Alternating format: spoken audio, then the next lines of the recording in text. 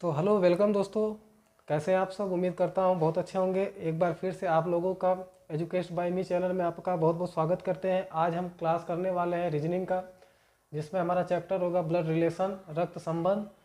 तो चलिए क्लास को शुरू करते हैं, सेशन को स्टार्ट करते हैं। चलिए देखिए, हमारा पहला क्वेश्चन है, एक सीढ़ी पर 7 व्यक्ति A B C D E F और जी इस क्रम में नहीं है, मतलब एकदम सीरियल क्रम में नहीं है। अब आपका सवाल यहाँ से स्टार्ट होता है, ए ई से ऊपर है लेकिन सी से नीचे है, बी मध्य में है, जी ए और बी के बीच में है, ई बी और एफ के बीच में है। यदि एफ ई और डी के बीच में है तो सीढ़ी के सबसे निचले सोपान पर, सबसे निचले स्थान पर कौन सा व्यक्ति होगा। ये सवाल हमारा यूपीएससी सी सेट में 2014 और 2016 में पूछा गया है। तो चलिए हम इस सवाल को हल करते हैं। बिल्कुल आसानी से धीरे धीरे क्वेश्चन को सॉल्व करना सीखते हैं। इसके बाद जब आप इस पर प्रैक्टिस करेंगे तो आप और तेज करना स्टार्ट कर देंगे। चलिए देखते हैं। 7 गिनती, 7 नंबर हमारे सामने दिया हुआ है, ए बी सी डी से लेकर जी तक। अब सवाल के अकॉर्डिंग सिर्फ करना कुछ नहीं है, सवाल के अकॉर्डिंग आपको इसको पढ़ना है। ए जो है ई और ए जो है ई से ऊपर है। ए हमारा क्या है, ई से ऊपर है, ठीक है। ई ए जो है ई से ऊपर है लेकिन सी से नीचे है। सी से क्या है, नीचे है। बी मध्य में है, तो बी हमारा 3 ऊपर हो जाएगा तो 3 नीचे भी हो जाएगा। तो अभी इसको, इस पॉइंट को अंडरलाइन कर देते हैं। इस लाइन को बाद में एडजस्ट हो जाएगा अपने आप। जी ए और बी के बीच में है। जी हमारा जो है ए और ई के बीच में क्या है, जी है। ए और ई के बीच में क्या है,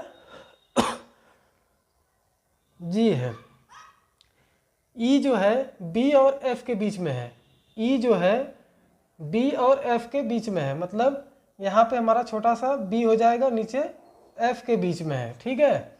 यदि एफ ई और डी के बीच में है, यदि एफ ई और डी के बीच में है, यहाँ पे नीचे हमारा हो जाएगा डी। एफ जो है डी और ई और डी के बीच में है। तो सीढ़ी के सबसे निचले सोपान पर कौन सा व्यक्ति होगा। तो देखिए बी जो हमारा आ गया है बीच में, ठीक है, ये सबसे मध्य में आ गया है। इस तरीके से सबसे पहला व्यक्ति सी था और आखिरी व्यक्ति डी है। तो आखिरी सोपान पर हमारा कौन होगा, आखिरी सोपान पर डी होगा, ठीक है। डी हमारा आंसर होगा। इस तरीके से बिल्कुल स्टेप बाय स्टेप हम इसको सॉल्व किए हैं। इसमें कुछ नहीं करना है, आपको जैसे सवाल में दिया जाए उसी तरीके से बस सिस्टमैटिक तरीके से बैठाते जाना है।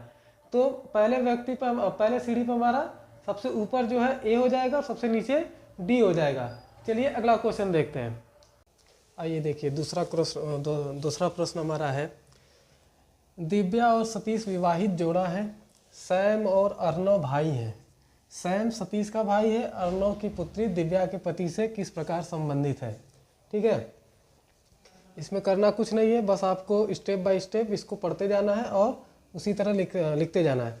इस क्वेश्चन को सॉल्व करते समय सबसे पहले हम ये समझेंगे कि जो बराबर होंगे उन्हें एक साथ लिखेंगे, मतलब पति और पत्नी एक साथ होते हैं क्योंकि उनका लगभग जो उम्र होता है वो सेम ही होता है, 1-2 साल का अंतराल पे होता है। भाई को हम एक साथ रखेंगे, भाई को बराबरी पे रखेंगे। और उसके बाद अगर मान लीजिए अगर पुत्र है तो उसको नीचे और दादा है तो उनको ऊपर, पिता को अपने से ऊपर, ठीक है। किसी भी रिलेशन को समझने के लिए जब अपने आप से आप रिलेट करेंगे तभी उस चीज़ को हल कर पाएंगे, खास तौर से ब्लड रिलेशन में, रक्त संबंध में, ठीक है। तो चलिए देखते हैं, ये क्वेश्चन हमारा है, दिव्या और सतीश विवाहित जोड़ा है। यहाँ पे दिव्या लिख दीजिए, ठीक है, दिव्या उसके साथ सतीश, मतलब ये पत्नी हो गई और ये पति हो गई, पति हो गया, ठीक है, ये पत्नी और ये पति। सैम और अर्णव भाई हैं। सैम और अर्णव को भी साथ में रखेंगे, सैम के साथ अर्णव रखेंगे। क्यों, क्योंकि दोनों भाई हैं। सैम सतीश का भाई है, सैम जो है सतीश का भाई है, ठीक है। ये इसका भाई है, ये इसका भाई है, मतलब तीनों आपस में भाई हैं। सतीश का भाई है तो अर्णव की पुत्री दिव्या के पति से किस प्रकार संबंधित है। अर्णव की पुत्री अर्णव की पुत्री ये दिव्या से किस प्रकार संबंधित है? तो भतीजी का संबंध इससे, ठीक है। सतीश उसका चाचा है, सैम भी उसका चाचा है। अर्णव की पुत्री जो है वो दिव्या की भतीजी हो जाएगी क्योंकि ये इसकी पत्नी है। तो अर्णव की पुत्री क्या होगा? ये हमारा आंसर हो जाएगा भतीजी, ठीक है। इस तरीके से भतीजी हमारा ये आंसर हो जाएगा, ठीक है। अब चलिए अगला क्वेश्चन देखते हैं। क्वेश्चन नंबर 3 हमारा तीसरा प्रश्न है, ए और बी भाई है। हम सॉल्व करते चलते हैं, ठीक है। सॉल्व भी करते चलते हैं और पढ़ते भी चलते हैं। ए और बी भाई है तो ए और बी को हमने एक साथ रख दिया। सी ए का पिता है तो सी मतलब सी ऊपर हो जाएगा, पिता है। ए उसका बेटा है सी का। डी सी का पिता है, डी इसके ऊपर हो जाएगा। डी जो है सी का पिता है। ई बी का पुत्र है, ई बी का पुत्र है, ठीक है। ई जो है ये बी पिता है, ई पुत्र है। तो बताइए कि डी का ई से क्या संबंध है? डी का ई से क्या संबंध है, ठीक है। डी का ई से क्या संबंध है? तो मान लीजिए ये जब पिता होता है तो ये चाचा हो जाता है, तो ये दादा हो जाएगा और ये परदादा हो जाएगा। तो डी का ई से परदादा का संबंध है, ये हमारा आंसर होगा, ठीक है। इस तरीके से आप लाइन बाय लाइन पढ़ते जाएंगे और लाइन बाय लाइन याद करते जाएंगे, चीज़ों को सॉल्व भी करते जाएंगे। क्वेश्चन एक तरफ से पढ़ते जाइए और सेंटेंस बनाते जाइए, और जो बड़ा हो उसको ऊपर करते हैं, जो छोटा होता है उसको नीचे लिखते हैं, ठीक है। नीचे छोटे रिश्ते को नीचे और बड़े रिश्ते को ऊपर। अपने से जो बड़ा होगा अपने से ऊपर रखेंगे, अपने से जो छोटा होगा उसको नीचे रखेंगे। इस तरीके से आप हल करेंगे। तो चलिए अब और भी इम्पोर्टेंट क्वेश्चन है जो आपको हम बता देते हैं, ठीक है। चलिए अगला क्वेश्चन देखते हैं। चलिए अगला चौथा क्वेश्चन हमारा है, ए बी की पुत्री है। आरेख बनाते चलते हैं। ए जो है वो बी की पुत्री है, मतलब बी माँ है ए की। बी सी की माँ है, बी जो है ना वो सी की भी माँ है, ठीक है। ए की तो माँ है ही है और सी की भी माँ है, मतलब ए और सी भाई बहन है, ठीक है। ये लड़का भी हो सकता है, लड़की भी हो सकती है, ठीक। अभी इसको रहने देते इस तरह। डी सी का भाई है, एक डी भी है जो सी का भाई है, मतलब ये लड़का है, ये दोनों लड़की हैं।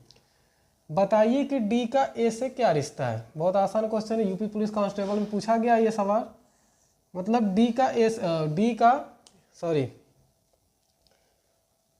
ए से रिश्ता पूछा जा रहा है। डी का ए से रिश्ता पूछा जा रहा है, तो बहुत ही आसान है, ये तो सभी लोग कर लेंगे। मतलब दोनों भाई बहन है, ठीक। तो हमारा आंसर हो जाएगा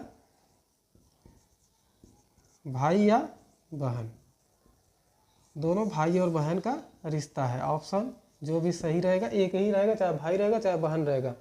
सवाल में दोनों नहीं होगा, सिर्फ एक ही होगा, चाहे तो भाई होगा चाहे तो बहन होगा, ठीक है। तो उम्मीद करता हूँ दोस्तों आज का क्लास आपको काफ़ी पसंद आया होगा। तो और भी ब्लड रिलेशन में बहुत सारे क्वेश्चन हैं, तरीके सब यही होंगे। तो उम्मीद करता हूँ आप लोगों को ये तरीका बहुत अच्छा लगा होगा। यदि अच्छा लगा तो प्लीज़ चैनल को लाइक कीजिए और सब्सक्राइब कीजिए और बेल आइकन को ज़रूर दबाइएगा, ताकि अगले क्लास का नोटिफिकेशन आपको मिलता रहे।